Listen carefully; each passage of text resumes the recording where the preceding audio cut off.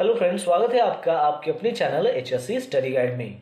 आज इस वीडियो में हम बात करने वाले हैं फायर वॉचर इंटरव्यू के बारे में। इसमें हम जानने वाले हैं कि जब भी आप फायर वॉचर के इंटरव्यू के लिए जाते हो तो वहां पर आपको कौन से सवाल पूछे जा सकते हैं और उसका आपने किस तरीके से आंसर देना चाहिए।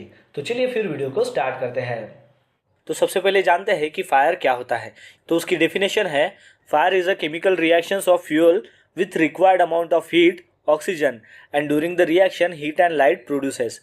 फायर यानी कि एक ऐसा केमिकल रिएक्शंस होता है जिसमें फ्यूल हो गया, हीट हो गया और ऑक्सीजन हो गया, इन तीनों का एक केमिकल रिएक्शंस होता है और उस केमिकल रिएक्शन से हीट और लाइट जो है वो प्रोड्यूस होती है, उसे फायर कहते हैं। तो चलिए अब जानते हैं कि ये फायर के एलिमेंट्स क्या होते हैं। तो एलिमेंट्स ऑफ फायर में आता है सबसे पहले फ्यूल, फिर है ऑक्सीजन, फिर है हीट। लेकिन इसमें भी हमें एक बात समझना बहुत ही ज़रूरी है। जैसे कि एक रूम है, उसके कॉर्नर में हमने क्या किया, एक जगह पर फ्यूल रख दिया, दूसरे कॉर्नर में है ऑक्सीजन और तीसरे कॉर्नर में है हीट। तो इसका मतलब ये हो जाएगा कि ये फायर के तो एलिमेंट्स है, अब ये एक कमरे में है तो फायर लग जाएगी। तो इसका आंसर आएगा नहीं। क्यों? क्योंकि ये अलग अलग है।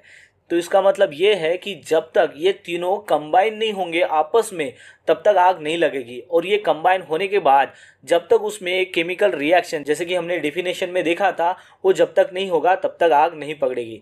तो इसमें चौथा पॉइंट जो है वो ऐड हो जाएगा, वो यानी कि चेन रिएक्शंस। यानी कि इन तीनों में जो रिएक्शंस होगी उसे चेन रिएक्शंस कहते हैं।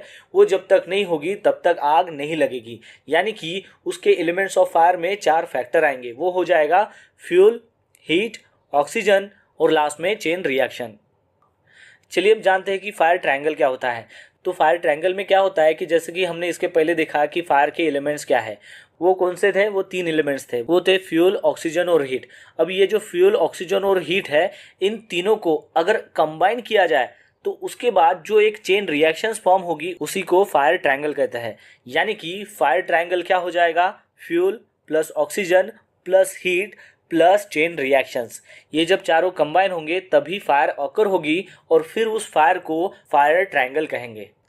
आपको एक बात यहाँ पर ध्यान में रखनी है कि अब फायर ट्रायंगल को फायर टेट्राहेड्रन कहते हैं, क्योंकि पहले फायर ट्रायंगल में 3 कंपोनेंट्स आते थे, वो थे ऑक्सीजन, हीट और फ्यूल। लेकिन अब जब से ये चौथा कंपोनेंट्स ऐड हुआ, यानी कि जो चेन रिएक्शन हमने इसमें देखा है, तो जब से ये ऐड हुआ है तब से इसका नाम फायर टेट्राहेड्रन हो गया है। यानी कि फायर ट्रायंगल में 3 कंपोनेंट्स होते हैं और फायर टेट्राहेड्रन में 4 कंपोनेंट्स होते हैं। आपको और एक बात यहाँ पर ध्यान में रखनी है कि ये जो फायर ट्रायंगल्स के एलिमेंट्स है, इसमें से अगर एक भी एलिमेंट्स वहाँ पर नहीं रहेगा तो ये फायर ऑकर नहीं होगी। एग्जाम्पल के तौर पर ये जो तीनों एलिमेंट्स है, जैसे कि फ्यूल, ऑक्सीजन और हीट, इसमें से एक भी एलिमेंट्स अगर आप निकाल दोगे तो उसकी चेन रिएक्शन फॉर्म नहीं होगी और वो फायर ऑकर नहीं होगा। अनुसार क्लासिफिकेशन ऑफ फायर क्या है? तो इसमें क्लास ए फायर है ordinary solid combustible material fire, यानी कि सॉलिड को लगने वाली जो भी फायर है वो इस कैटेगरी में आती है। एग्जांपल के तौर पर वुड हो, पेपर हो, एक्सेट्रा। फिर उसके बाद है क्लास बी फायर, जिसमें आता है फ्लैमेबल लिक्विड फायर, यानी कि जो भी फ्लैमेबल लिक्विड हो या फिर कंबस्टेबल लिक्विड हो वो इस कैटेगरी में आता है। एग्जाम्पल के तौर पर डीजल हो, पेट्रोल हो, एक्सेट्रा। फिर उसके बाद क्लास सी है, वो है फ्लैमेबल गैस फायर, जिसमें कंबस्टेबल गैस हो या फिर फ्लैमेबल वेपर हो, उसको लगने वाली जो फायर है वो क्लास सी फायर कहलाती है। एग्जाम्पल के तौर पर हाइड्रोजन गैस हो, एसिटिलीन गैस हो, एक्सेट्रा। फिर उसके बाद क्लास डी फायर है, वो है कंबस्टेबल मेटल फायर, यानी कि कंबस्टेबल मेटल की जो भी फायर है वो इस कैटेगरी में आती है। एग्जाम्पल के तौर पर सोडियम हो, पोटेशियम हो, मैग्नीशियम हो, एक्सेट्रा। और फिर उसके बाद क्लास एफ है, वो है किचन फायर, जिसे कुकिंग ऑयल फायर भी कहा जाता है।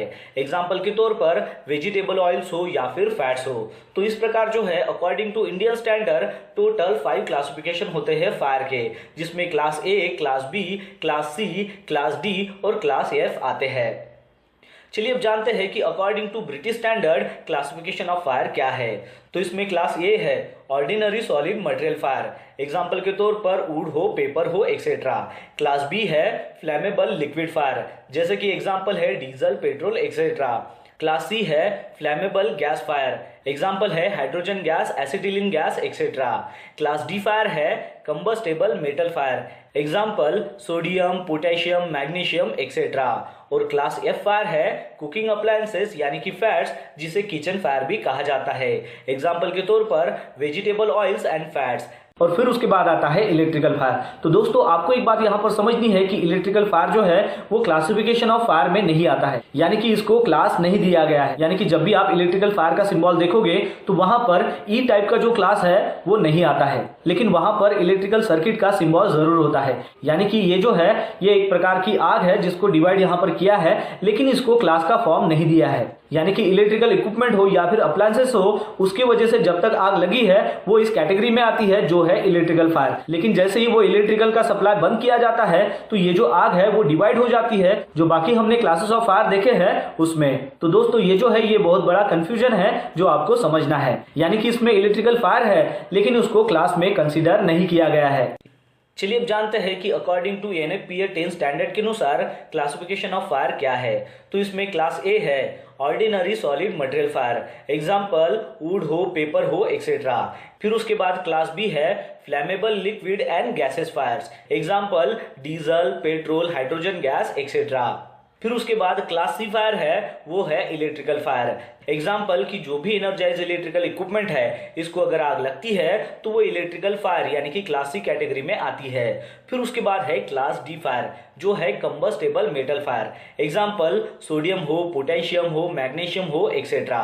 और फिर लास्ट में है क्लास के फायर, और क्लास के में आता है कुकिंग ऑयल फायर्स जिसे हम किचन फायर भी कहते हैं, example vegetable oils and fats. तो यहाँ पर आपको समझना है कि इंडियन स्टैंडर्ड में टोटल 5 क्लासिफिकेशन है, ब्रिटिश स्टैंडर्ड में भी 5 क्लासिफिकेशन है, जैसा कि इंडियन स्टैंडर्ड और ब्रिटिश स्टैंडर्ड में सेम ही है। लेकिन ब्रिटिश स्टैंडर्ड में बताया गया है कि इलेक्ट्रिकल इक्विपमेंट को अगर आग लगती है तो उसको भी यहाँ पर कैटेगराइज किया है, लेकिन उसको क्लास नहीं दिया गया है, लेकिन वो एक प्रकार की फायर है। और एनएफपीए स्टैंडर्ड में बताया गया है कि फ्लैमेबल लिक्विड और फ्लैमेबल गैस वाली जो फायर है इसको 2 क्लास में डिवाइड न करके एक ही क्लास में इसको बताया गया है जो है क्लास बी फायर। और यहाँ पर क्लास सी फायर में इलेक्ट्रिकल फायर को ऐड किया है। और लास्ट में यहाँ पर क्लास के फायर है, यहाँ पर क्लास एफ फायर नहीं है। तो ये जो चीजें हैं ये थोड़ी कंफ्यूजन वाली चीजें हैं, इसको आपको समझना है। खासतौर से अगर देखा जाए तो फायर एक्सटिंग्विशर के 5 मेन टाइप होते हैं। उसमें आता है water type fire extinguisher, second आता है foam type fire extinguisher, third आता है dry powder fire extinguisher, fourth आता है कार्बन डाइऑक्साइड फायर एक्सटिंग्विशर, और फिफ्थ में आता है वेट केमिकल फायर एक्सटिंग्विशर। आपको ये जानना बहुत ही ज़रूरी है कि वाटर टाइप जो फायर एक्सटिंग्विशर है उसके भी डिफरेंट वर्जन्स आते हैं, यानी कि वाटर टाइप फायर एक्सटिंग्विशर के भी डिफरेंट 2 जो है वो डिफरेंट वर्जन है। वो है वाटर मिस्ट एक्सटिंग्विशर और दूसरा है वाटर स्प्रे एक्सटिंग्विशर। लेकिन ये जो दोनों है वो वाटर की ही फॉर्म है, इसलिए उसको एक ही कैटेगरी में डिवाइड किया गया है। और एक फायर एक्सटिंग्विशर है जिसका नाम है ड्राई पाउडर, उसके भी डिफरेंट वर्जन है। एक है ड्राई पाउडर स्टैंडर्ड एक्सटिंग्विशर और दूसरा है ड्राई पाउडर स्पेशलिस्ट एक्सटिंग्विशर। अब ये दोनों जो डिफरेंट वर्जन है वो एक ही कैटेगरी में आते हैं, यानी कि ड्राई पाउडर में, इसलिए इसको एक ही कंसीडर किया जाता है। इसका मतलब ये हुआ कि फायर एक्सटिंग्विशर के जो सब वर्जन है उसको अगर हम कंसीडर करते हैं तो total 8 type of fire extinguisher हो जाते हैं। लेकिन अगर हम मेन फायर एक्सटिंग्विशर की बात करें तो उसके टोटल 5 टाइप है। आपको और एक बात ध्यान में रखनी है कि ऐसा कोई भी फायर एक्सटिंग्विशर नहीं है कि जो सभी क्लासेस ऑफ फायर पर चल सकेगा। चलिए अब संक्षिप्त में जानते हैं कि ये जो 5 टाइप ऑफ फायर एक्सटिंग्विशर है उसके बारे में। तो सबसे पहले जानते हैं वाटर टाइप फायर एक्सटिंग्विशर के बारे में। तो वाटर टाइप फायर एक्सटिंग्विशर जो है वो क्लास ए फायर के लिए ज़्यादातर यूज़ किया जाता है। तो वाटर टाइप फायर एक्सटिंग्विशर को हम कैसे पहचानेंगे? तो सबसे पहले जो है वो फायर एक्सटिंग्विशर के ऊपर वाटर लिखा हुआ रहेगा, और दूसरी बात उसका जो लेबल कलर रहेगा वो रहेगा ब्राइट रेड। इसकी वजह से आप उसको इजीली आइडेंटिफाई कर सकते हो। वाटर टाइप फायर एक्सटिंग्विशर जो है वो खास तौर से ऑर्गेनिक मटेरियल जैसे कि पेपर हो गया, वुड हो गया, इसके ऊपर इसका इस्तेमाल किया जाता है। तो वाटर बेस्ड फायर एक्सटिंग्विशर का हमें कहाँ पर इस्तेमाल नहीं करना चाहिए, आइए उसके बारे में जानते हैं। इलेक्ट्रिकल इक्विपमेंट को अगर मान लो आग लगती है तो उसके ऊपर आपको वाटर टाइप फायर एक्सटिंग्विशर का इस्तेमाल नहीं करना है। किचन को अगर मान लो आग लगती है तो वहां पर भी आपको वाटर टाइप फायर एक्सटिंग्विशर का इस्तेमाल नहीं करना है। फ्लैमेबल गैस या फिर जो लिक्विड है उसके ऊपर अगर मान लो आग लगती है वहां पर भी आपको वाटर टाइप फायर एक्सटिंग्विशर का इस्तेमाल नहीं करना है। चलिए अब जानते हैं फोम टाइप फायर एक्सटिंग्विशर के बारे में। फोम टाइप जो फायर एक्सटिंग्विशर है वो ज़्यादातर यूज़ होता है क्लास बी फायर के ऊपर, लेकिन उसका इस्तेमाल क्लास ए फायर पर भी कर सकते हैं क्योंकि वो वाटर बेस है। Foam type of fire extinguisher को हम कैसे पहचानेंगे, तो उसका जो लेबलिंग कलर है वो रहता है क्रीम कलर का और उसके ऊपर फोम लिखा हुआ रहता है, तो हम उसको इजीली आइडेंटिफाई कर सकते हैं। Foam type of fire extinguisher को खास तौर से जो ऑर्गेनिक मटेरियल है जैसे कि पेपर हो गया, कार्डबोर्ड हो गया, वुडन हो गया, इसके ऊपर हम उसका इस्तेमाल कर सकते हैं। इसके साथ साथ जो फ्लैमेबल लिक्विड है जैसे कि पेंट हो गया, पेट्रोल हो गया, उसके ऊपर भी इसका इस्तेमाल कर सकते हैं। तो फोम टाइप फायर एक्सटिंग्विशर का इस्तेमाल कहाँ पर नहीं करना चाहिए, आइए उसके बारे में बात करते हैं। तो किचन टाइप की जो फायर होती है उसके ऊपर आपको फोम टाइप फायर एक्सटिंग्विशर का इस्तेमाल नहीं करना है। इलेक्ट्रिकल इक्विपमेंट को अगर मान लो आग लगती है तो उसके ऊपर भी आपको फोम टाइप फायर एक्सटिंग्विशर का इस्तेमाल नहीं करना है। और मान लो मेटल को अगर आग लगती है तो उसके ऊपर भी आपको फोम टाइप फायर एक्सटिंग्विशर का इस्तेमाल नहीं करना है। चलिए अब जानते हैं हमारे थर्ड टाइप फायर एक्सटिंग्विशर के बारे में, जिसका नाम है ड्राई पाउडर एक्सटिंग्विशर, जिसे हम DCPB कहते हैं, यानी कि dry chemical powder. Dry powder fire extinguisher जो है वो क्लास A, क्लास B और क्लास C फायर जो है उसके ऊपर हम इसका इस्तेमाल कर सकते हैं, इसलिए हम उसको ABC टाइप फायर एक्सटिंग्विशर कहते हैं। तो अब हम ड्राई पाउडर फायर एक्सटिंग्विशर को कैसे पहचानेंगे कि उसके ऊपर पाउडर जो वर्ड है वो लिखा हुआ रहता है और उसका जो लेबलिंग कलर है वो ब्लू कलर का रहता है, जिसकी वजह से हम उसको इजीली आइडेंटिफाई कर सकते हैं। ड्राई पाउडर फायर एक्सटिंग्विशर का जो इस्तेमाल है वो आप ऑर्गेनिक जो मटेरियल्स है जैसे कि पेपर है, कार्डबोर्ड है, वुड है, इसके ऊपर तो कर सकते हो। साथ ही साथ जो फ्लैमेबल लिक्विड है जैसे कि पेंट, पेट्रोल, इसके ऊपर भी कर सकते हो। और उसके साथ ही फ्लैमेबल जो गैसेस है जैसे कि LPG गैस है, एसिटिलीन गैस है, उसके ऊपर भी आप इसका इस्तेमाल कर सकते हो। अब बात करते हैं कि ड्राई पाउडर फायर एक्सटिंग्विशर जो है वो कहाँ पर इस्तेमाल नहीं करना चाहिए। तो जो कुकिंग ऑयल है उसके ऊपर अगर मान लो आग लगती है तो वहाँ पर आपको ड्राई पाउडर एक्सटिंग्विशर का इस्तेमाल नहीं करना है। 1000 वोल्ट के ऊपर वाले जो इलेक्ट्रिकल इक्विपमेंट है उसको अगर मान लो आग लगती है वहाँ पर भी आपको DCP टाइप फायर एक्सटिंग्विशर का इस्तेमाल नहीं करना है। चलिए अब बात करते हैं हमारे चौथे टाइप फायर एक्सटिंग्विशर की, जिसका नाम है कार्बन डाइऑक्साइड फायर एक्सटिंग्विशर। तो CO2 टाइप जो फायर एक्सटिंग्विशर है वो खास तौर से जो इलेक्ट्रिकल टाइप की जो फायर होती है उसके ऊपर इसका इस्तेमाल किया जाता है। आपने देखा होगा कि जो कंप्यूटर सर्वर जो रूम होती है उसके बाहर ज़्यादातर हम CO2 टाइप फायर एक्सटिंग्विशर रखते हैं। अब हम CO2 टाइप फायर एक्सटिंग्विशर को कैसे पहचानेंगे, तो वो जो फायर एक्सटिंग्विशर है उसके ऊपर CO2 लिखा हुआ रहेगा और साथ ही में उसका जो लेबलिंग कलर है वो ब्लैक रहेगा, उसकी वजह से हम उसको इजीली आइडेंटिफाई कर सकते हैं। अब आइए जानते हैं कि CO2 टाइप फायर एक्सटिंग्विशर का इस्तेमाल कहाँ पर करना चाहिए। तो फ्लैमेबल जो लिक्विड है जैसे कि पेंट हो गया, पेट्रोल हो गया, इसको अगर आग लगती है तो आप CO2 टाइप फायर एक्सटिंग्विशर का इस्तेमाल कर सकते हो। और दूसरा इलेक्ट्रिकल फायर, इलेक्ट्रिकल इक्विपमेंट को अगर मान लो आग लगती है तो वहाँ पर भी आप CO2 टाइप फायर एक्सटिंग्विशर का इस्तेमाल कर सकते हो। चलिए अब बात करते हैं कि CO2 टाइप फायर एक्सटिंग्विशर का इस्तेमाल कहाँ पर नहीं करना चाहिए। खास तौर से जो किचन फायर होती है उसके ऊपर आपको CO2 टाइप फायर एक्सटिंग्विशर का इस्तेमाल नहीं करना है। कंबस्टेबल मटेरियल जैसे कि पेपर हो गया, वुड हो गया या फिर टेक्सटाइल हो गया, उसके ऊपर आपको CO2 टाइप फायर एक्सटिंग्विशर का इस्तेमाल नहीं करना है। फ्लैमेबल जो मेटल है जैसे कि मैग्नीशियम हो गया, पोटेशियम हो गया, उसको अगर मान लो आग लगती है तो वहाँ पर भी आपको CO2 टाइप फायर एक्सटिंग्विशर का इस्तेमाल नहीं करना है। चलिए अब देखते हैं हमारे पांचवें टाइप फायर एक्सटिंग्विशर के बारे में, जिसका नाम है wait chemical fire extinguisher. Wait chemical fire extinguisher को क्लास F फायर के लिए डिज़ाइन किया गया है, जिसमें कुकिंग ऑयल्स और फैट्स इन्वॉल्व होते हैं। उसको अगर मान लो आग लगती है तब वहाँ पर वेट केमिकल फायर एक्सटिंग्विशर का इस्तेमाल किया जाता है। तो अब ये वेट केमिकल फायर एक्सटिंग्विशर है उसको हम पहचानेंगे कैसे, तो उस फायर एक्सटिंग्विशर के ऊपर वेट केमिकल लिखा हुआ रहेगा और साथ ही में उसका जो लेबलिंग कलर है वो येलो रहेगा, उसकी वजह से हम उसको इजीली आइडेंटिफाई कर सकते हैं। अब इस वेट केमिकल फायर एक्सटिंग्विशर का इस्तेमाल कहाँ पर किया जाता है, जैसे कि कुकिंग ऑयल और फैट को आग लगती है तो उसके ऊपर हमें इसका इस्तेमाल कर सकते हैं। आइए अब देखते हैं कि वेट केमिकल फायर एक्सटिंग्विशर का इस्तेमाल हमें कहाँ पर नहीं करना चाहिए। जैसे कि फ्लैमेबल लिक्विड और फ्लैमेबल गैस जो फायर होती है उसके ऊपर हमें वेट केमिकल फायर एक्सटिंग्विशर का इस्तेमाल नहीं करना है। इलेक्ट्रिकल इक्विपमेंट के ऊपर अगर मान लो आग लगती है तो वहाँ पर भी हमें वेट केमिकल फायर एक्सटिंग्विशर का इस्तेमाल नहीं करना है। और साथ ही में जो फ्लैमेबल मेटल्स है उसके ऊपर भी हमें वेट केमिकल फायर एक्सटिंग्विशर का इस्तेमाल नहीं करना है। फायर एक्सटिंग्विशिंग मेथड्स यानी कि आग कैसे बुझाई जाती है, उसके क्या मेथड्स होते हैं वो हम यहाँ पर देखने वाले हैं। तो टोटल हम यहाँ पर 4 मेथड्स देखने वाले हैं। उसमें सबसे पहला है कूलिंग, सेकंड है स्टारवेशन, थर्ड है स्मूथरिंग और फोर्थ है चेन ब्रेकिंग रिएक्शन। तो चलिए अब हम इसको डिटेल में जानते हैं और समझते हैं कि इनका क्या मतलब होता है।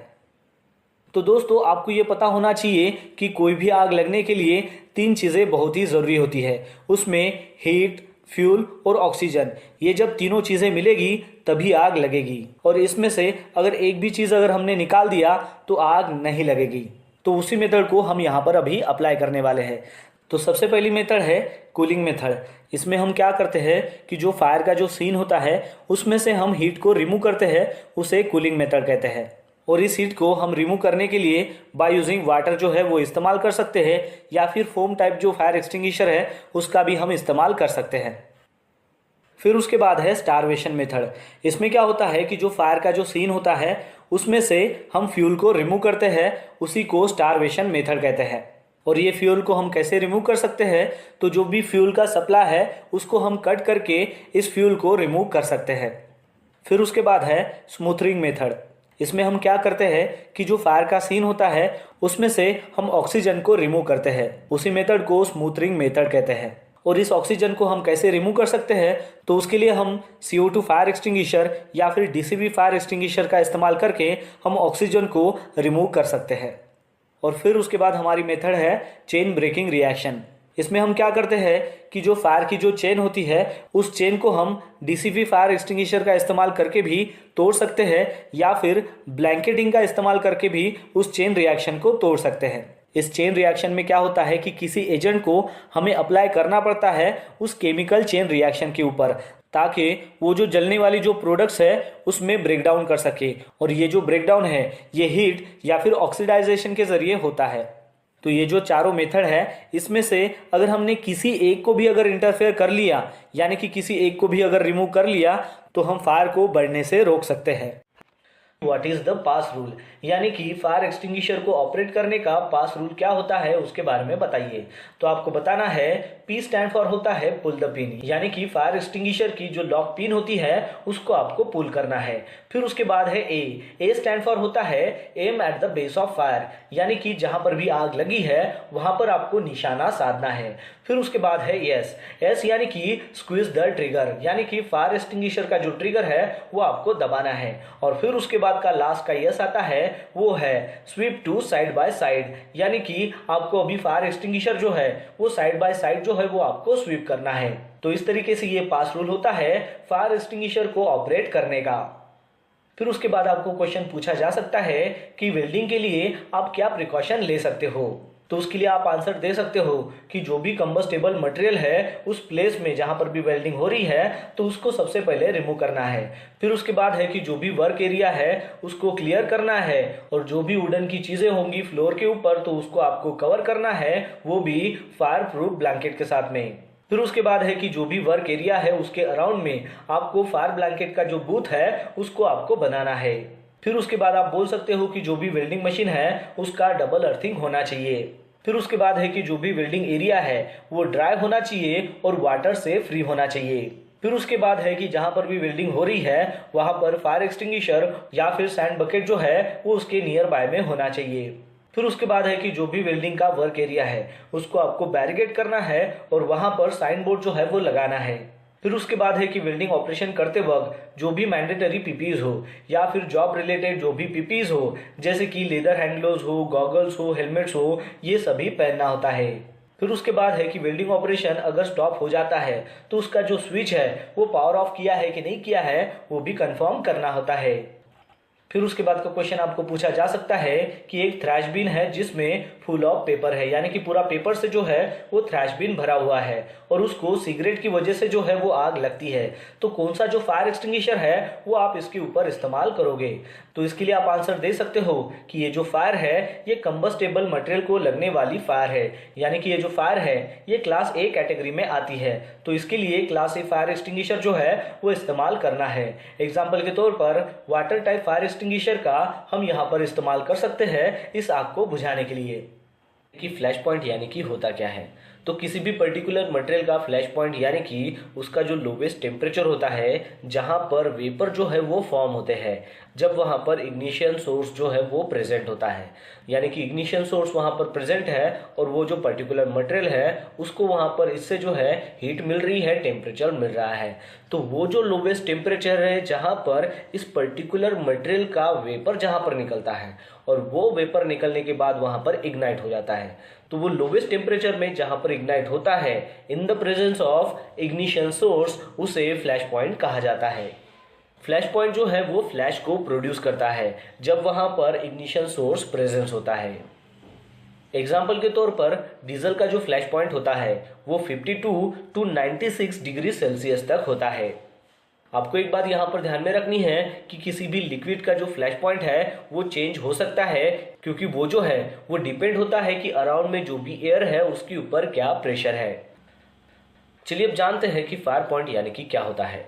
तो किसी भी पर्टिकुलर मटेरियल का फायर पॉइंट यानी कि उसका लोवेस्ट टेम्परेचर, जहां पर उस पर्टिकुलर मटेरियल से वेपर निकलना चालू हो जाता है और इग्निशन सोर्स की मदद से उस वेपर में बर्निंग होना चालू हो जाता है। लेकिन जब हम इस इग्निशन सोर्स को वहां से रिमूव करते हैं तब भी उसमें बर्निंग जो है वो चालू रहती है, तो उसे फायर पॉइंट कहा जाता है। और फायर पॉइंट में क्या होता है कि वो कंटिन्यू बर्न होते रहता है अगर हम इग्निशन सोर्स को रिमूव करते हैं तब भी। एग्जाम्पल के तौर पर डीजल का फायर पॉइंट है 210 डिग्री सेल्सियस। आपको एक बात यहाँ पर ध्यान में रखनी है कि फ्लैश पॉइंट जो है वो हमेशा फायर पॉइंट से कम ही रहता है।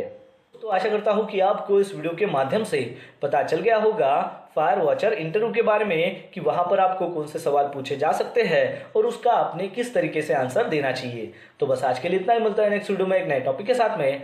तब तक के लिए टेक केयर, बाय बाय।